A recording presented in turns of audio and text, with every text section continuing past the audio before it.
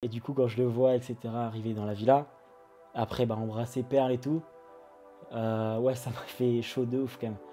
Ça m'a fait beaucoup un. Je me rappelle, j'étais avec Issam. À ce moment-là, j'étais avec Issam, Edgar, Nicolo et Gabriel. Et du coup, ouais, j'étais dans le mal de ouf. Dans le mal de malade. C'est la première fois qu'on m'a piqué on m'a piqué comme ça, tu vois. J'ai pris la tête par SMS ou tu sais, par message. Et après, en gros, elle me le dit par. Elle me le dit. Je l'ai appris sur la story, on va dire, entre guillemets. Ça m'a fait de la peine quand même. T'as pleuré? Ouais, j'ai pleuré quand même, tu vois. Bah oui. J'ai pleuré.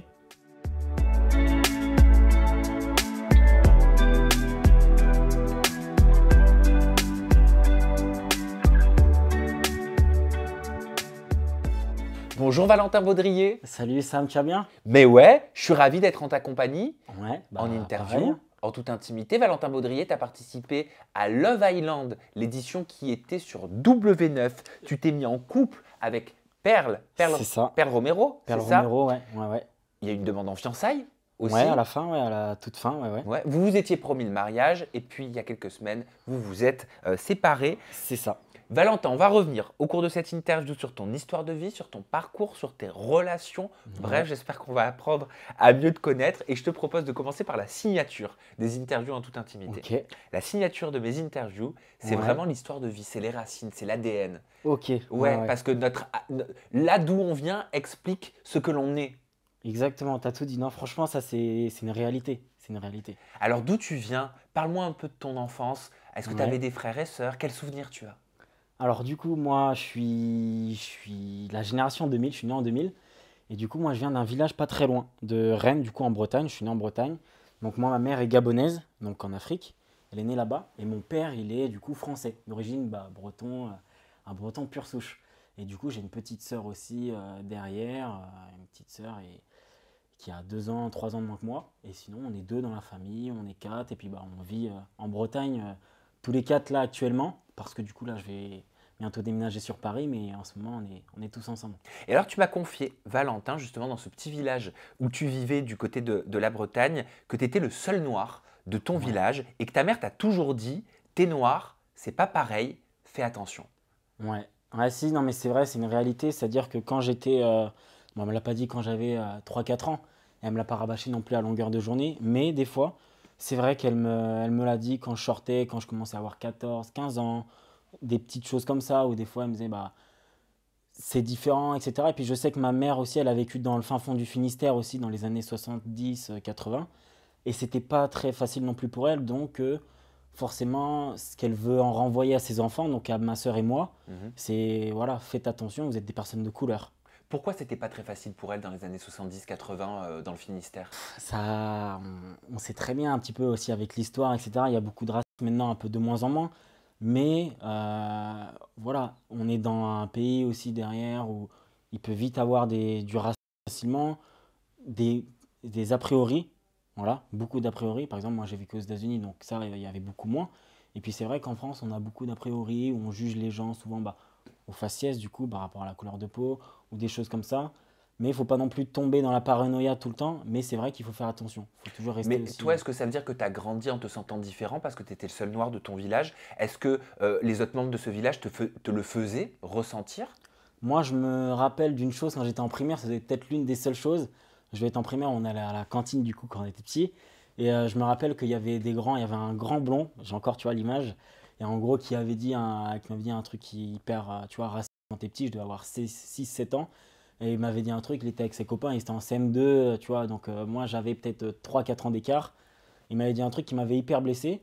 Et puis au final, ça te rend compte un petit peu, tu te dis, bah ouais, t'es différent. Et au final, bon, je me suis pas éternisé là-dedans, mais tu sais très bien que t'es pas pareil que les autres. Je vivais dans un village où du coup, bah oui, j'étais le seul métis. Je dis métis parce que mon père est français, ma mère est gabonaise. Donc j'étais le seul métis. Et puis bah là, derrière, forcément, t'as beaucoup plus de chances d'être victime de racisme, de jugement comme ça derrière. Ou même, je suis sûr, des fois, quand j'ai dû faire des stages ou des choses comme ça avec l'école, tu sais, t'es plus remballé des fois à certains moments, quoi. Qu'est-ce qu'il t'avait dit ce garçon à la Il cantine? m'avait dit un truc sale noir ou un truc comme ça. Un truc tout bête, hein, juste 2 mots qui quand même restent dans la tête quand t'es tout petit. Mais des choses comme ça, moi j'en ai jamais trop parlé parce que j'ai pas non plus vécu hyper de racisme comme certains amis à moi qui sont noirs, qui en ont vraiment vécu. Donc je m'éternise pas là-dessus. Et puis bah, comme je t'ai dit, j'ai pas envie dans le truc de paranoïa. Oui, mais C'est-à-dire là, que j'ai c'est pas de la pas. paranoïa, c'est une situation factuelle que tu as vécue. C'est ça. Comment tu l'as vécu, comment tu l'as accueilli, cette situation, en tant qu'enfant? Bah, t'es en tant qu'enfant, donc tu réagis pas trop. C'est-à-dire que tu vois, j'ai même pas été me plaindre, etc. T'acquiesces le truc et tu te dis après, ah ouais, bah c'est possible que ça revienne, etc. C'est déjà revenu quand j'étais aux États-Unis, donc aussi, je me rappelle une fois. C'est revenu des fois au collège, mais très brièvement. Et puis après, derrière, bon, t'y penses pas trop, tu vois. T'en parlais avec ta mère? J'en ai jamais parlé de ça. Tu voulais pas la blesser? Je voulais pas, en gros, être, entre guillemets, me faire passer pour une victime. J'ai jamais. Pas aux yeux de ta mère. Ouais, pas aux yeux de ma mère, mais ça peut paraître hyper banal, mais c'est-à-dire que j'étais quelqu'un, moi je garde beaucoup, même si je parle beaucoup, etc., je garde énormément de choses pour moi quand même. Sauf quand je suis avec des gens que j'aime, etc., j'adore parler, et du coup, bah, je me confie peut-être un peu plus. Et même à ma mère, je me confie pas des masses, en vrai. Même à mon père et tout, je raconte pas des choses qui m'ont blessé, etc. C'est très rare des fois qu'ils m'ont vu pleurer, c'est très rare des fois qu'ils m'ont vu être dans le mal, etc., parce que je me confie pas trop. Comment réagir face à ce type de situation en tant qu'enfant, en tant qu'adulte? Je pense en vrai la meilleure des manières, c'est tu vas pas non plus en parler à tes amis, ils ont 6 7 ans donc ils ne connaissent pas mieux que la victoire, mais c'est d'en parler aux supérieurs. Donc t'as des professeurs, etc. Tu as les dames de cantine qu'on appelait ça, donc là je te parle de ça, c'était à la cantine. Mais parler à des adultes, tu parles à des adultes, tu parles même avec tes parents en vrai de vrai. T'en parles à tes parents, et pour moi c'est comme ça que ça se fait après pour se protéger en fait. Tu Pour penses se qu'un jour le protéger. racisme n'existera plus? Ah, j'espère, j'espère. Pour moi je pense pas, honnêtement, parce que bah on aime bien quand même diviser les gens, on aime bien avoir, surtout en France, on aime bien juger, on est libre d'expression, donc on aime bien avoir toujours son mot à dire. Donc en vrai, du racisme, il y en aura tout le temps. Il y en aura tout le temps. Et alors tu te diriges dans une carrière sportive. Ouais, C'est sport-études que tu fais? c'est sport, c'est pas du tout sport-études. C'est-à-dire qu'en plus de ça, c'est pour ça que c'est un parcours un peu plus compliqué, parce que sport-études, du coup, tout est ensemble, si tu veux. Tout est aménagé. Tout est aménagé pour. Surtout en France, c'est compliqué d'aménager, etc., si tu veux devenir sportif de haut niveau.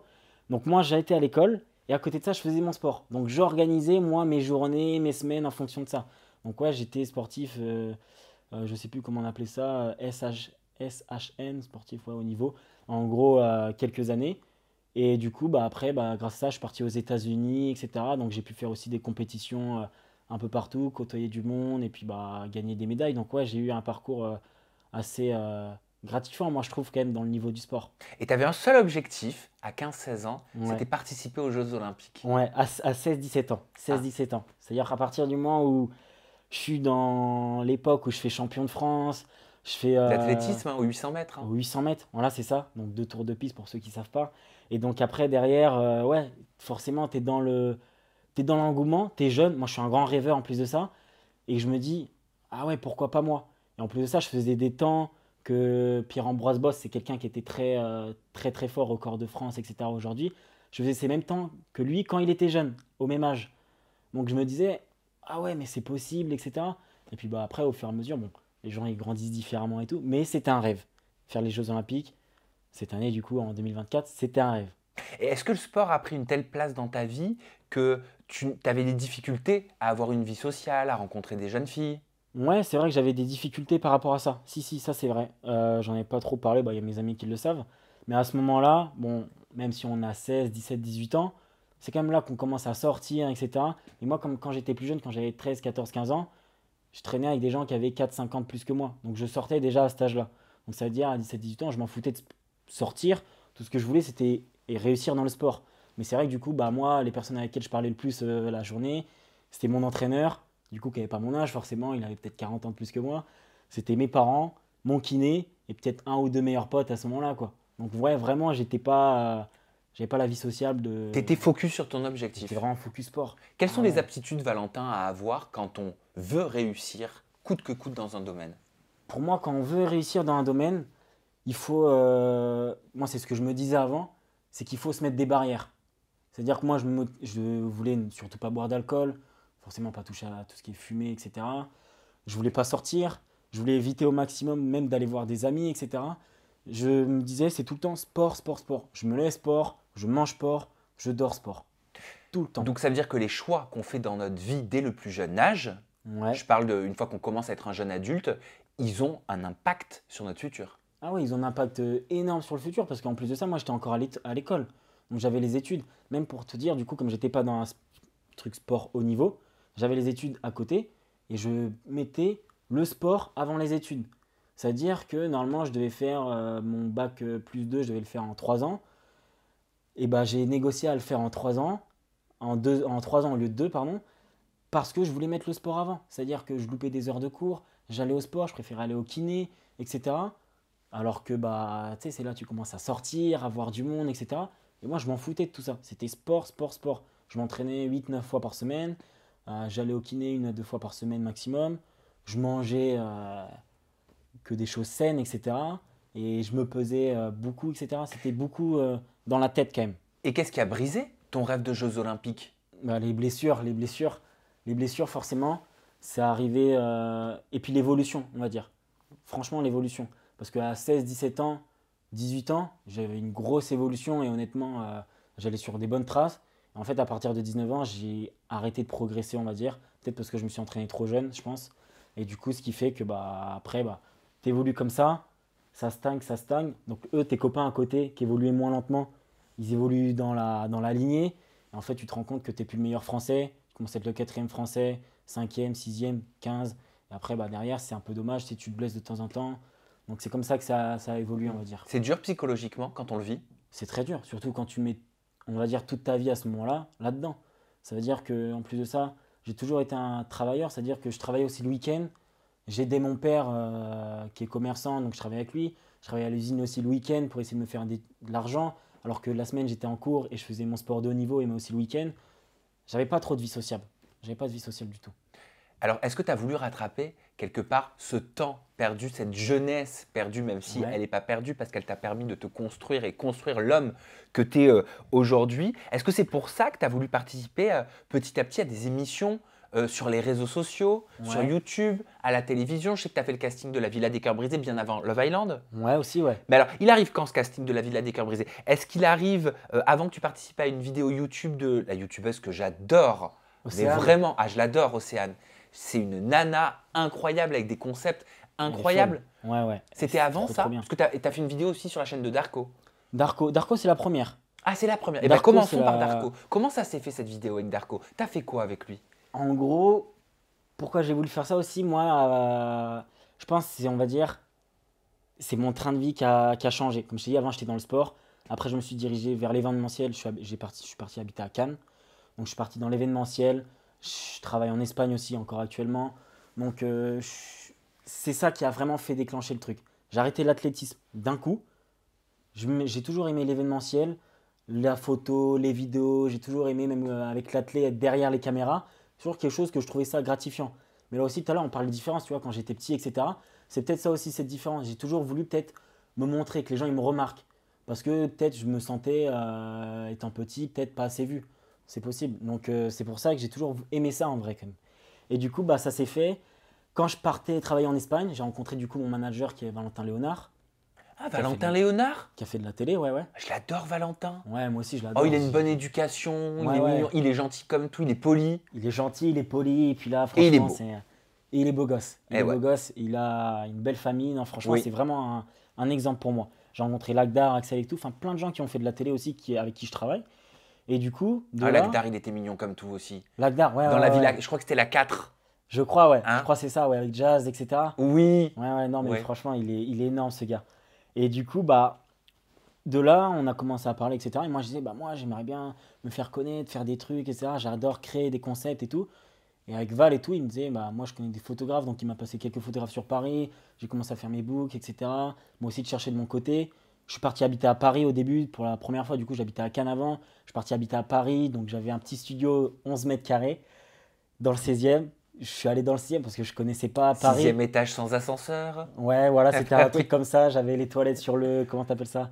Sur le Sur le palier. Bon, on a palier. tous connu. Enfin, Bah ouais.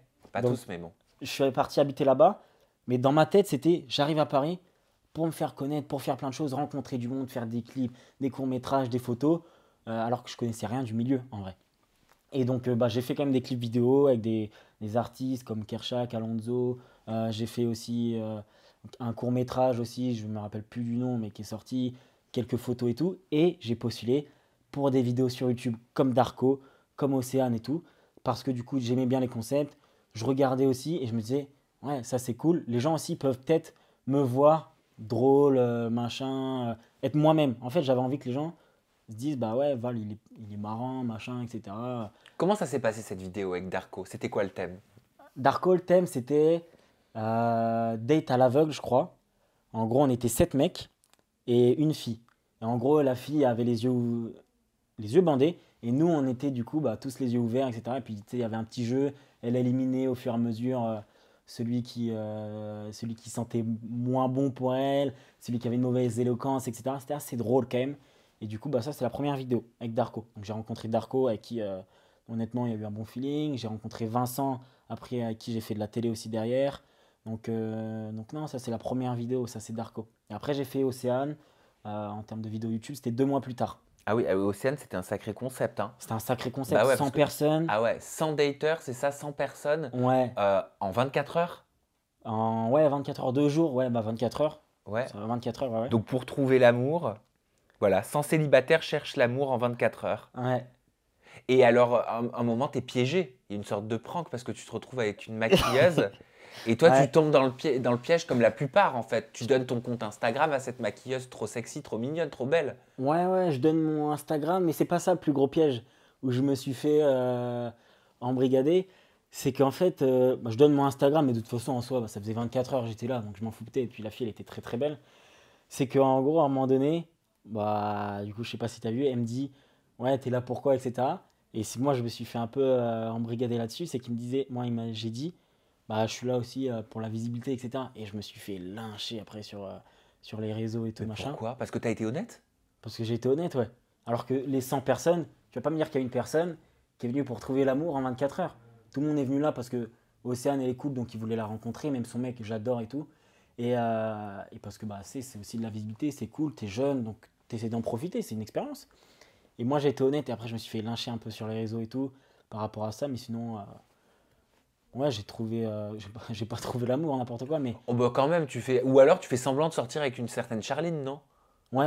Ah non, je fais pas semblant. C'est-à-dire que on n'est pas sortis ensemble, mais par contre, on s'est côtoyés après pendant 1 mois et demi, 2 mois. Non, 2 mois en vrai quand même.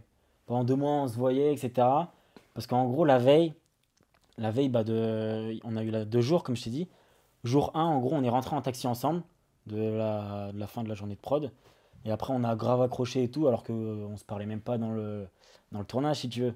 Et puis là, j'ai grave accroché et j'ai dit, ah ouais, putain, elle est sympa, en bon délire et tout. Donc on a Mm. rigolé et tout. Et après, bah, de là, le lendemain, j'ai voulu inverser un petit peu la tendance, c'est-à-dire que j'ai changé de fille. Et du coup, j'ai fini avec Charline et on a gagné le truc, je crois. On a gagné ouais. En parlant d'amour, c'est quoi ton profil? Profil de fille? Ouais. Et bah écoute, j'ai pas de style particulier. Je me suis toujours dit dans ma tête, c'est les blondes, mais j'ai jamais côtoyé de blonde, je crois. En vrai de vrai. J'ai pas le souvenir d'être avec une blonde. Et du coup, moi, c'est vraiment le feeling. Tu vois, je suis quelqu'un d'assez particulier, tu vois. C'est-à-dire, moi, je suis assez une pile électrique quand même à certains moments, mais des fois, je peux être hyper calme, hyper zen. Donc, c'est quand même compliqué des fois de me cerner. Tu te poses pas facilement. Je me pose pas facilement en plus à certains moments de ma vie. Et puis, si je me pose, par contre, je suis droit dans mes bottes à 100%. C'est-à-dire, dès que moi, je me dis, je suis avec quelqu'un, je fais tout pour cette personne-là. Limite, des fois, jusqu'à m'éteindre, tu vois. Mm. Mais par contre, tu as eu pas mal de relations d'un soir.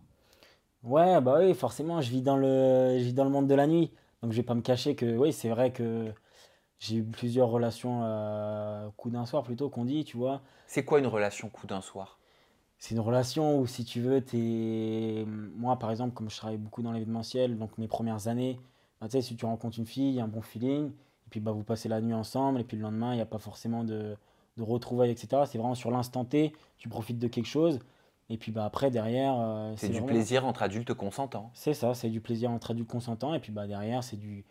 Si ça accroche, ça va plus loin, vous vous revoyez quelques fois, et puis bah voilà, il y a des gens que je connais, ils sont sortis avec des personnes comme ça, alors qu'ils se sont vus la première fois et ils ont couché ensemble. Mais sinon, en vrai, c'est très rare. C'est juste, voilà, C'est du kiff entre deux personnes consentantes, comme tu l'as dit. Le fait d'avoir plus de relations d'un soir que de relations sérieuses, est-ce que tu penses que ça veut dire quelque chose sur toi, sur ton histoire de vie, sur des blessures du passé, sur un parcours peut-être euh, qu'il y a eu entre tes parents ou tes grands-parents? C'est drôle parce que j'avais un psychologue du sport à l'ancienne et il me posait exactement les mêmes questions à un moment donné parce qu'on a été fouillé là-dedans. Et du coup, moi, je pense pas. Et il m'avait sorti quelque chose. Il m'avait dit, c'est peut-être le fait que quand tu étais petit, tu te sentais un peu peut-être seul à l'école ou différent, etc. Du coup, que tu as voulu transmettre ça avec tes relations amoureuses derrière. Il m'avait sorti ça une fois. Je sais pas si c'est vrai. Mais en tout cas, oui, c'est sûr que j'ai pas beaucoup eu de relations amoureuses comparé à des filles que j'ai vues de temps en temps, comme ça, des relations courtes, quoi. C'est quoi, tu penses que ce que t'aimes dans ces relations d'un soir, et attention, il n'y a aucun jugement, c'est aussi bien les relations d'un soir à partir du moment où c'est protégé, consenti Oui, par tout oui, le monde et juste fait pour le plaisir, qu'une relation sérieuse, amoureuse, avec des sentiments, etc. oui. Ouais, Chacun fait ce qu'il veut. bien Mais sûr. c'est quoi la recherche? C'est quoi qui te plaît dans ces relations d'un soir? Il y a une certaine adrénaline quand même. Il y a une adrénaline, ouais. Il y a une adrénaline qui fait que, je sais pas, c'est assez excitant dans l'instant, si tu veux. C'est-à-dire que mettons, quand je suis sur des événements, etc., ou quand je suis célibataire, mais vraiment célibataire, célibataire, et bah, t'as l'adrénaline, tu parles comme ça, etc. Tu vois, c'est les jeux de regard, c'est les choses comme ça. C'est les choses comme ça, et c'est pour ça aussi, moi, derrière, que j'ai fait, tu vois, quelques émissions, etc., parce que je sais que j'aime bien cette adrénaline-là, et puis que, tu sais, ça me fait rire, etc. C'est vraiment cool. Je suis dans une bonne vibe quand c'est comme ça. Après, est-ce que je suis fier ou pas? Je m'en fous. Et puis honnêtement, j'ai pas honte parce que je côtoie aussi un environnement, par exemple le taf, etc., où c'est limite comme ça, tu vois. Et puis il y a énormément de respect. C'est surtout ça qu'il faut pas oublier, c'est que c'est un monde, si toi en fait tu as du respect pour les gens, bah, au final tu peux que te sentir bien dans tes bottes. Moi je suis quelqu'un, je déteste faire du mal, je déteste mettre des gens dans un mauvais environnement, etc.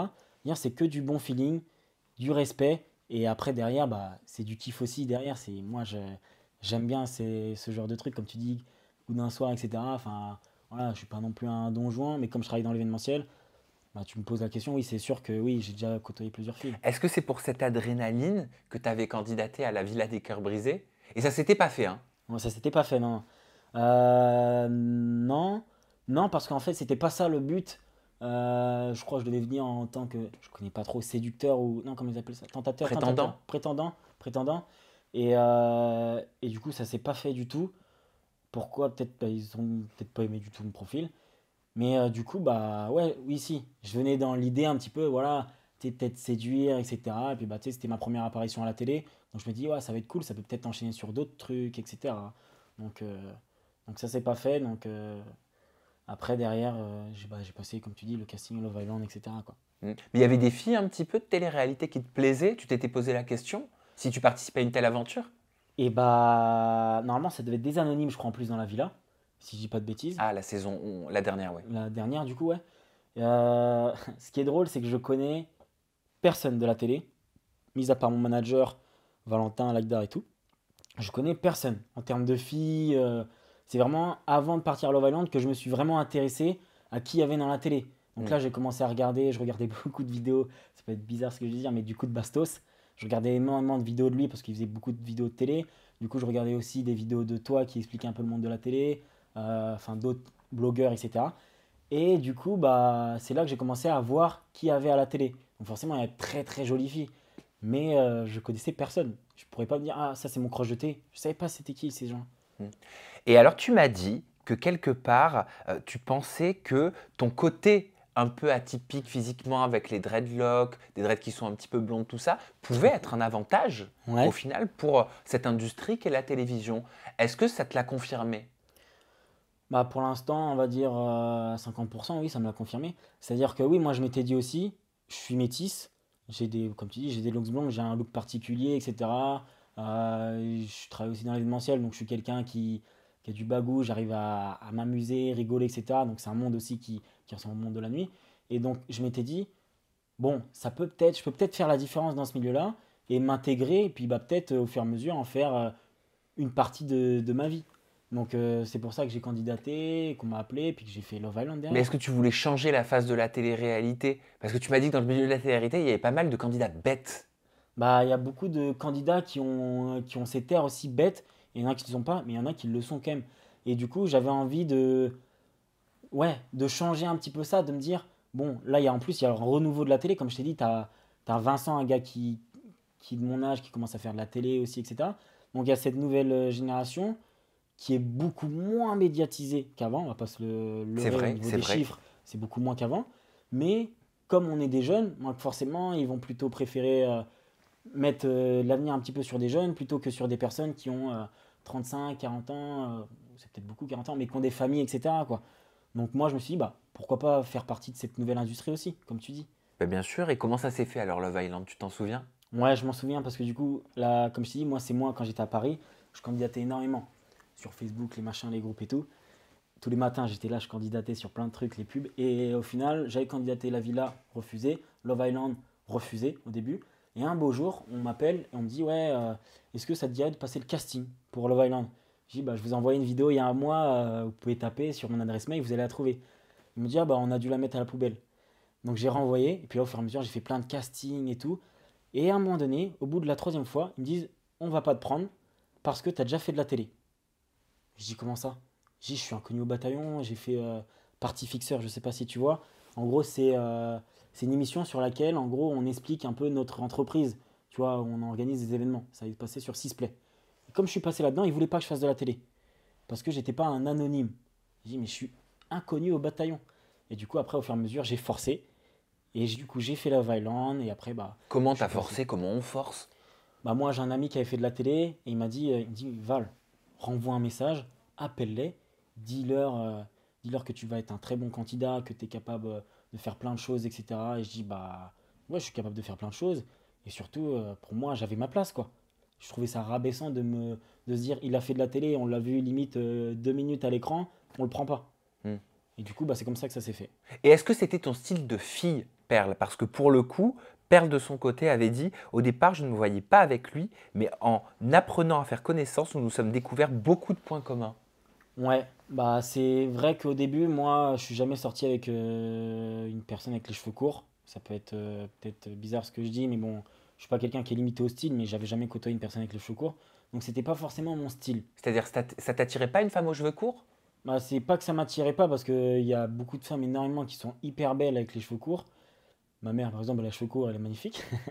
Et après, derrière, bah moi, j'ai jamais côtoyé de filles. Donc je m'étais dit, c'est un peu comme si j'allais dans quelque chose que je ne connaissais pas. Mais c'était quoi? C'était un manque de féminité pour toi? Non, pas du tout. C'était peut-être en Bretagne, il n'y a pas énormément de filles qui a les cheveux courts, ou même là où je travaille en Espagne. Non, c'est juste que j'ai jamais côtoyé de personnes avec les cheveux courts. Et puis d'ailleurs, je trouve ça, même en ce moment, il y a Caroline Receveur, du coup, qui a les cheveux courts. Forcément, tu as vu ça. Et je trouve que c'est limite encore plus féminin que certaines filles qui ont les cheveux courts. Et puis notre Miss France? Et notre Miss France, ah oui, bah oui, notre Miss France, exactement, qui a les cheveux courts aussi. Donc moi, je trouve que ça fait hyper féminin. En plus, on voit beaucoup plus les traits du visage. Donc moi, j'adore. J'adore au final maintenant, ouais. Enfin, et du coup, ouais, j'ai rencontré Perle et du coup, bah ouais, le coup de foudre, il est passé assez rapidement quand même entre nous. Et donc, malgré son style, du coup, enfin, peu importe son style, il est passé quoi, le coup de foudre direct quoi. Et pourquoi en 2, 3 jours, vous semblez tomber amoureux? Pourquoi si rapidement? Et est-ce que c'était le cas? Ouais, amoureux au début, les 2 3 jours, je pense pas que ce soit le terme, mais hyper proche, hyper complice, ouais, direct. Parce qu'en fait, si tu veux, on arrive dans un endroit où on est enfermé dans une villa. Avant, tu passes une semaine à l'hôtel, tu vois personne, t'as pas de téléphone. Tu arrives du coup bah, dans la villa, maximum 10 semaines. Et en gros, nous, on accroche direct. Ça veut dire qu'on se voit, t'as pas vu de personne depuis du coup 10 jours. Et là, tu vois une personne, tu discutes avec. Mais en fait, tu discutes sans compter le temps. Parce que déjà, tu l'as pas. Mais surtout parce que bah, c'est le but de l'émission.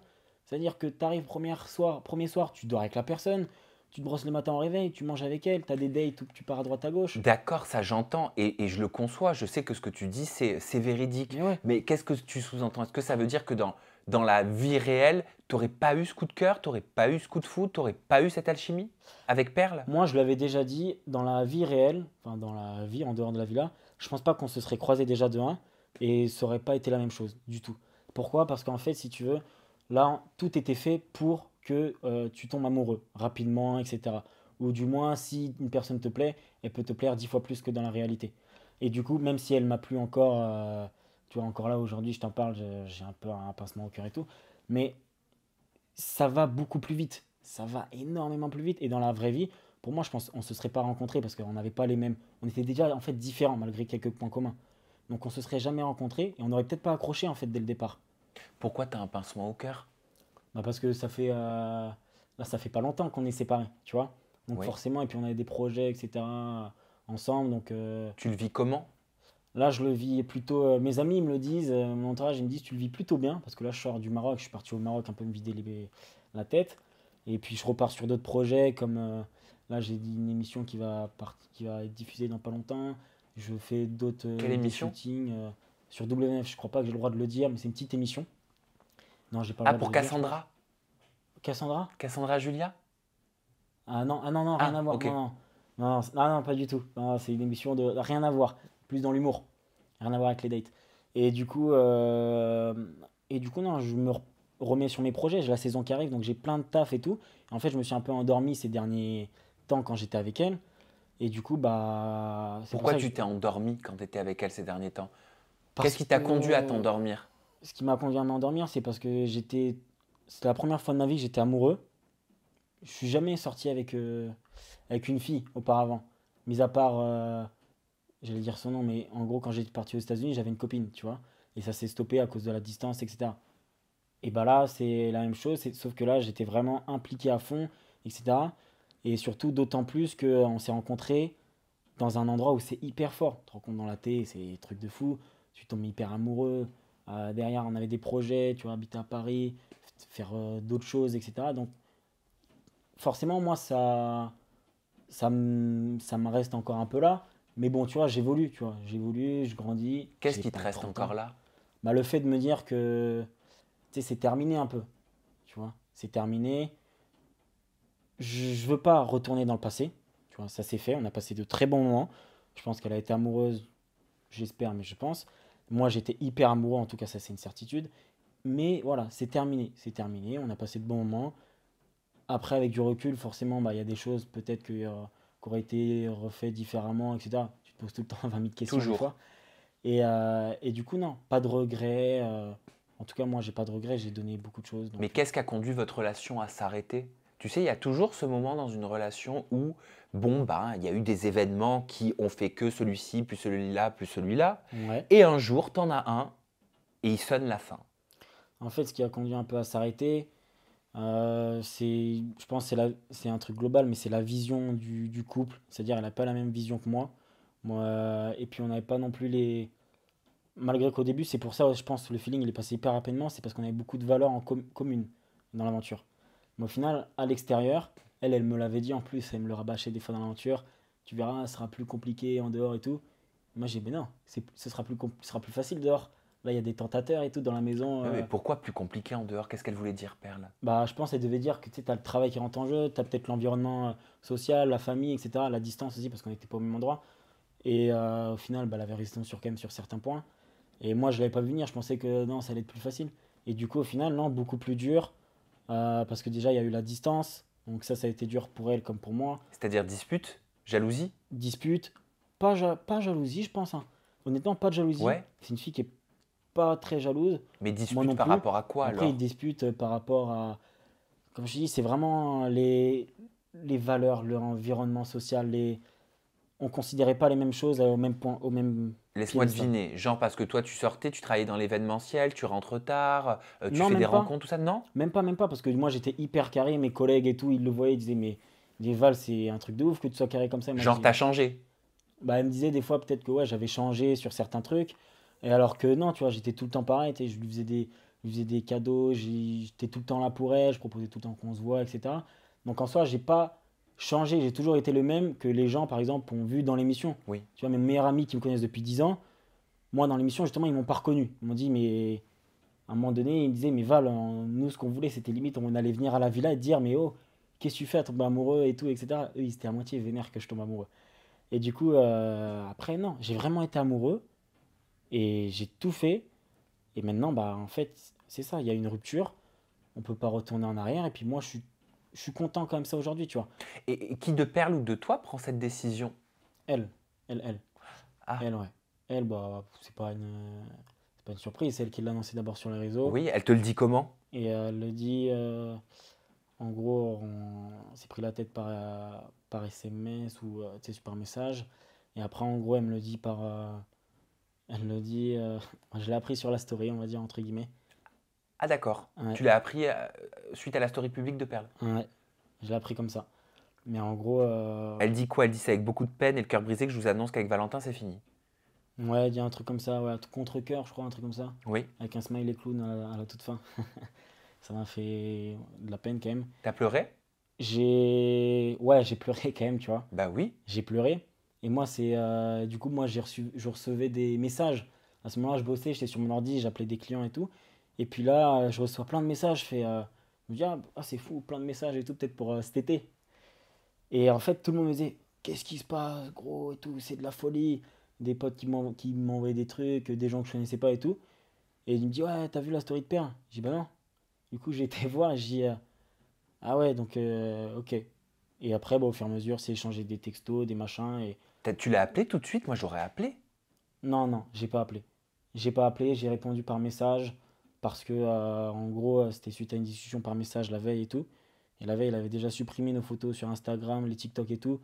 Et moi, ma mère elle m'a dit, bah, tu vois, ne réponds pas, etc. Tu sais, ils ont toujours été là quand même pour moi, mes parents. Et Genre ça va passer. ouais, voilà, ou en gros, minimise le truc, mon fils, tu vois, genre, reste calme, tu vois. Voilà, te prends pas la tête, Voilà. t'énerve pas. Exactement. Et du coup, après, bah, derrière, le lendemain, c'est arrivé, je crois, je me rappelle, hein, vers 13-14 heures, parce qu'elle m'avait envoyé un message vers 11 heures sur WhatsApp que j'ai pas ouvert, tu vois. Et au final, elle m'envoie un message à 13 heures, et dans la foulée, elle met la story, tout ça et tout. Donc, c'est arrivé hyper rapidement, en l'espace de 24 heures, tu vois. Alors que, tu vois, encore la semaine d'avant, j'étais à Paris pour faire des visites d'appartements, tout. Donc, tu sais, je faisais vraiment tout, tu vois, en vrai de Est-ce que vrai. tu lui as reproché de ne pas t'avoir eu au téléphone ou même de ne pas être en face pour prendre cette décision? Je l'ai pas reproché, pourquoi? Parce qu'en fait, si tu veux, au bout d'un moment, tu sais, faut pas forcer les trucs. Comme je t'ai dit, c'était pas la première dispute qu'on avait. Par exemple, à Love Island, bah, je parle de ça parce il y a beaucoup d'internautes et tout qui parlaient de ça. Ils disaient qu'on s'embrouillait hors cam, tu vois. Parce qu'en fait, moi, je suis quelqu'un, mes parents, c'est pareil, ils lèvent pas trop leur linge en public. Tu fais une émission télé, c'est à moitié bête, faut que tu lâches ton linge en public, tu vois. Oui. Et donc, nous, il y avait des trucs qui nous gênaient et tout. On parlait pas devant tout le monde. Donc, en fait, les gens, ils se disaient, eux, ils s'embrouillent jamais, ils sont bizarres. Une Oui, alors que réalité vous des choses. faisiez passer des petits mots, c'est ça? Ouais, on se faisait passer des petits mots, des fois. Non, ça c'était pour d'autres choses pendant l'émission, tu vois. Mais en gros, quand on s'embrouillait pas, mais quand on se disait des trucs en mode ah ouais, là, je suis pas d'accord, etc. Genre quand elle est en serviette avec Bastos, c'est ça? Ouais, mais ça, je l'ai pas vu. Ça, je l'ai pas vu. J'étais à l'hôtel. En gros, ça c'était pendant le love break, bah, ce que tu viens de dire. Et non, ça c'était pas prévu, si tu veux. J'étais. J'étais à l'hôtel, moi, de l'autre côté, et puis du coup, on n'avait pas d'informations sur ce qui se passait à la villa, les filles et les tentateurs. Et moi, je suis avec Bastos. C'est pour ça que je reviens là-dessus. Tout à l'heure, je t'ai dit, Bastos, je regardais ses vidéos, moi, avant de venir j'allais dire à Lioré, à Love Island. Parce que c'était l'un des seuls mecs que je me disais, ah ouais, lui, il est hyper sympa et tout, tu vois, il explique bien la télé. Donc moi, j'avais accroché. Tu me disais, ouais, tu connais qui de télé? Je disais Valentin Léonard et Bastos, tu vois, en gros. Et du coup, quand je le vois, etc., arriver dans la villa, après, bah, embrasser Perle et tout. Ouais, ça m'a fait chaud de ouf quand même. Ça m'a fait beaucoup un. Je me rappelle, j'étais avec Issam. À ce moment-là, j'étais avec Issam, Edgar, Nicolo et Gabriel. Et du coup, ouais, j'étais dans le mal de ouf. Dans le mal de malade. C'est la première fois qu'on m'a piqué On m'a piqué comme ça, tu vois. Et Tu, en tu lui fait, en as voulu à Perle? malheureusement, je dirais peut-être avec du recul, non. Non. C'est-à-dire que j'ai laissé passer le truc. J'étais vénère de ouf. En fait, j'étais tellement amoureux que j'ai laissé passer le truc. Alors que je pense, maintenant, je dis ça parce que tous mes meilleurs amis et tout, ils me le disent, malgré le concept, l'émission, machin, etc. Ils me disent, là, t'es tombé amoureux dans la vraie vie. Hmm. Ça veut dire, ça, une situation comme ça, télé, pas caméra ou autre, elle a vraiment existé. Et en gros, mes potes, ils avaient à moitié le seum, même certains membres de ma famille et tout, que j'étais, entre guillemets, je laissais passer, quoi. Tu vois. Et du coup, bah derrière, ouais, ça c'est arrivé en premier quand elle a fait ça. Et j'étais triste, mais après, quand je l'ai revu, après le love break, bah limite. C'est pour ça, mais après, c'est peut-être moi, peut-être en amour, je suis un fragile, peut-être, j'en sais rien, tu vois. Je suis peut-être faible. Et du coup, quand elle est revenue, alors qu'elle m'avait, bah, entre guillemets, brisé le cœur au début, moi, du coup, je me rappelle, j'avais chialé et tout, parce que je l'avais éliminé et tout. Enfin, laisse tomber, c'est des comportements en vrai de vrai, où tu te dis, mais frérot, et un peu de fierté, tu vois, qu'est-ce que tu fais? Pourquoi tu pleures alors que c'est elle qui a commencé, tu vois. T'avais des affaires chez elle? J'avais des affaires, ouais. J'avais des affaires, ouais. Bah, elle me les a envoyées, du coup. J'avais des affaires. Après l'épisode du message, du post Instagram, tout ça, c'est ça? Comment tu récupères toutes ces affaires? Ouais, bah, elle me les a envoyées. Elle me les a envoyées, etc. Donc, c'est pour ça, comme je te dis, il n'y aura pas de retour en arrière, en vrai, comme c'est une fin, quoi. Et C'est une fin, il n'y aura plus elle te rien. rend aussi la bague de fiançailles, Ouais, ouais, elle me rend tout ça, ouais. Elle me rend tout ça, la bague de fiançailles, avec un mot. avec un mot, ouais. Bah, ouais, elle m'a envoyé tout ça, ouais. Comme je te dis, avec un mot, plein de choses. Et ben, du coup, c'est terminé, quoi. C'est terminé, il n'y aura plus de retour en arrière. Et puis, bah, moi, je me dis aussi, tu vois, genre, hier, par exemple, je devais manger avec une fille à Paris, là. Ça s'est pas fait. Parce que du coup, j'ai mangé avec un pote à moi. Mais tu vois, genre, je reste pas là-dessus. Je reste pas là-dessus. J'essaie de voir autre chose, travailler, voir d'autres personnes. Et puis, moi, j'ai de la chance ici d'avoir un bel entourage. C'est-à-dire que mes parents, ma famille, etc., mes amis, ils ont toujours été là pour moi. Même quand avant, j'étais avec Perle et qu'il y avait des petites disputes, Mm. etc.